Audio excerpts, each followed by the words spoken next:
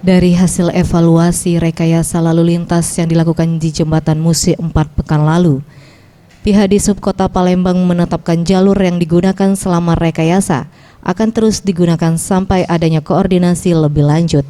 Kurniawan, Kepala Dinas Perhubungan Palembang mengatakan, selama dibukanya lalu lintas di Jembatan Musi 4, arus kepadatan di Jembatan Ampera menurun 40%. Karena sebagian kendaraan melewati Jembatan Musi 4 menuju arah seberang Ulu 1, terutama di jam sibuk di pagi hari dan sore hari. Jalur yang digunakan juga terpantau lancar dan terkendali, kendati sempat terjadi kepadatan.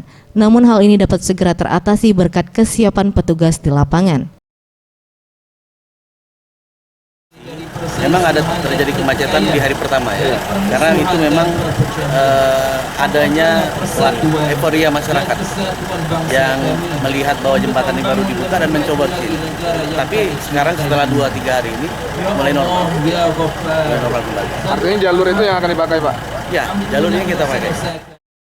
Dirinya menghimbau masyarakat yang melintas di Jembatan Musi 4 untuk tertib kendaraan dengan tidak stop di atas jembatan, serta berfoto karena dapat membahayakan pengguna kendaraan lain serta mengakibatkan kemacetan.